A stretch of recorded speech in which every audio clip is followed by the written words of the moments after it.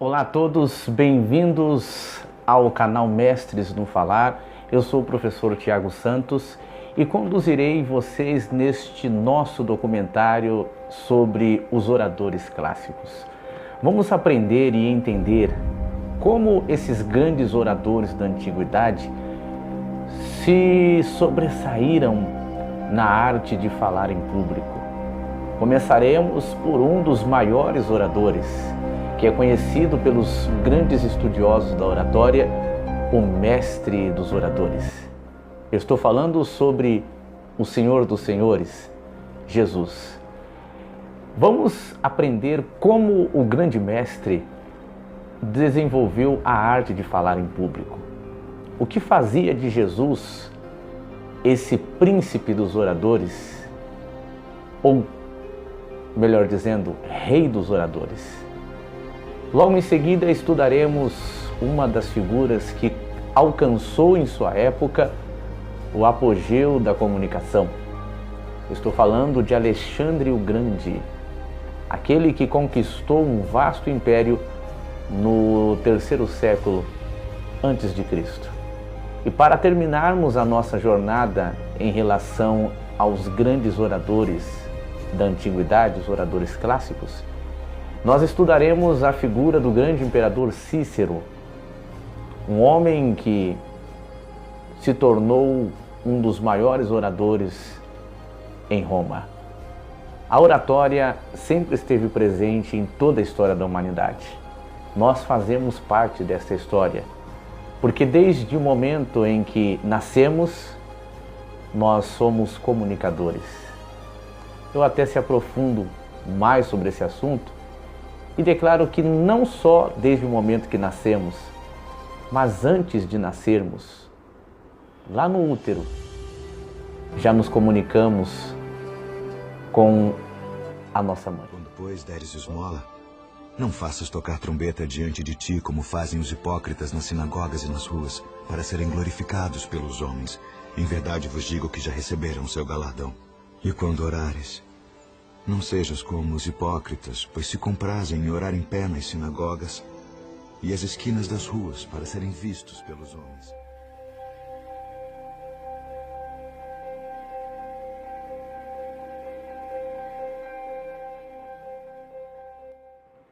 Entraremos agora na análise histórica sobre a vida de um dos maiores oradores que já existiram.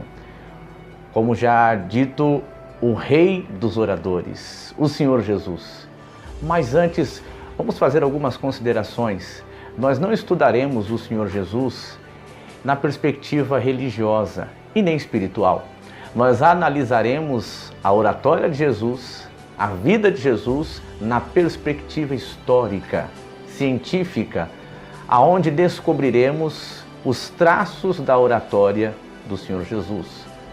Porque a oratória é uma arte que não pode ser colocada no campo da religião unicamente, porque ela também se estrutura e é organizada como uma ciência.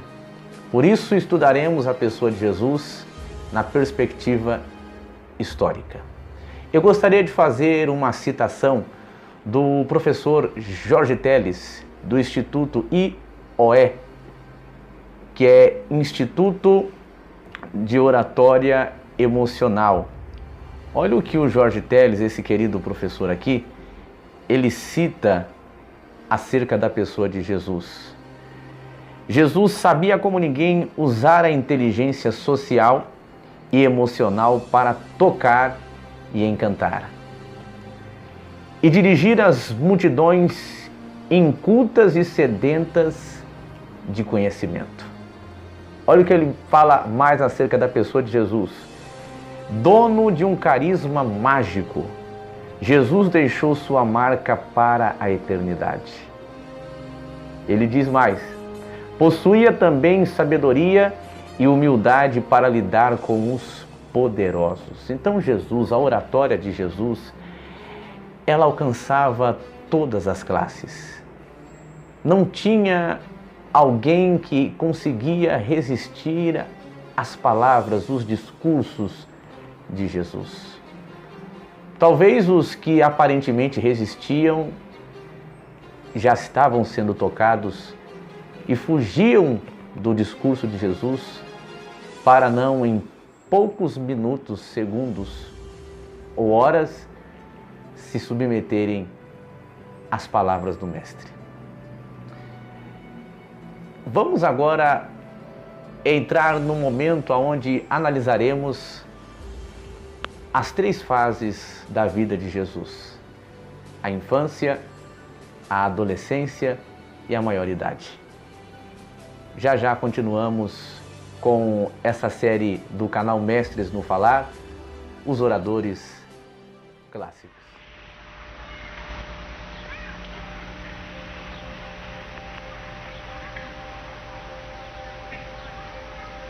A partir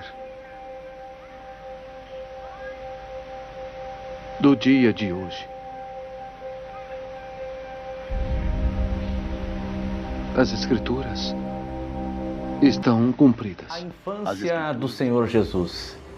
Jesus cresceu como qualquer criança judaica crescia naquele tempo, cercado pelo Império Romano, pelo domínio do Império Romano. Na tradição judaica, indo ao templo anualmente para fazer os sacrifícios, principalmente no período da Páscoa. E o Senhor Jesus, ele vai crescer dentro da cultura judaica, trilhando o que nós podemos chamar da carreira infantil que um pequeno judeu recebia naquele tempo. A criança judaica, com os 3 anos de idade, segundo as informações de pesquisas históricas, arqueológicas, ela era, com 3 anos de idade, fazendo uma colocação aqui mais assertiva, a criança começava o ensino da Torá e aprendia também a fazer as orações. E as vestes da criança era diferenciada a partir dos 3 anos de idade. O menino judeu, com 5 anos de idade, ele já começava a interrogar, a pesquisar mais da Torá. Com 12 anos, ele ganhava mais autoridade, tanto que no Evangelho de Lucas nós temos a narrativa onde o menino Jesus está interrogando os doutores no templo. Aquela cena era costumeira e Jesus ele sobressaiu as crianças que tinham a mesma idade, mas todos poderiam aprender com os rabinos, principalmente no pátio do templo. Na adolescência há um silêncio muito grande. Gostaria de citar até o grande estudioso e PhD Russell Norman Champlin, que afirma que a única documentação que nós temos com toda assertiva acerca da vida de Jesus são os 4 evangelhos. O Evangelho de Marcos é o primeiro, depois seguido pelo Evangelho de João e Lucas, e na conclusão temos o Evangelho de João, só corrigido, seguido por Mateus e Marcos, Mateus e Lucas, e na conclusão o Evangelho de João. Esses documentos, eles silenciam o período da adolescência de Jesus. Ele só volta a aparecer com 30 anos de idade, quando é batizado no Rio Jordão.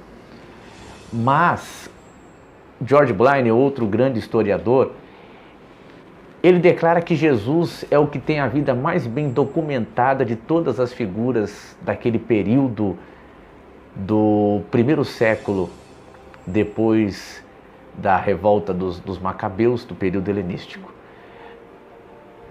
O Senhor Jesus, ele possui uma oratória que não faz uso, que não fazia uso da retórica já escrita. Essa arte já havia sido desenvolvida pelo Aristóteles no século III, na Grécia. Jesus não usa a arte da retórica, do discurso. Jesus nunca escreveu texto algum. Ele não se comunicava através de textos. Jesus foi fiel à expressão corporal e à oralidade, a fala, a voz. E com essa arte ele impressionou. Agora eu gostaria de fazer uma outra citação nessa pesquisa em relação à oratória de Jesus, onde o professor Joel Severino da Silva, em seu artigo de pedagogia, onde ele estuda a história da comunicação, ele faz a seguinte declaração, aonde agora eu vou realizar a leitura. Olha o que o Silva declara. A comunicação é um movimento circular que envolve no mínimo 3 fatores: emissor, mensagem e receptor. Isto sugere que comunicar não é tão somente um movimento de verbalização do pensamento, seja falado ou escrito. É antes uma relação de partilhas recíprocas entre pessoas cujo sentido converter-se-á em mensagem significada. Isso aqui que eu acabei de ler, nós podemos concluir que é a tônica da oratória de Jesus. Jesus tinha sucesso porque ele se comunicava não somente do modo verbal, e escrito ele nem fazia isso, mas ele tinha um relacionamento com os seus interlocutores, com os receptores. Ele se relacionava, ele entendia o caminhar de cada pessoa, e quando o orador entende isso, ele vai conquistar o público de uma forma incrível. Então Jesus, vou ressaltar mais uma vez o que o professor Joel Severino Silva escreveu. A comunicação é antes uma relação de partilhas, é partilhar. Há um contato, há uma troca de pensamento. O comunicador, ele tem esse maior contato com o público. E a oratória de Jesus tinha tudo isso.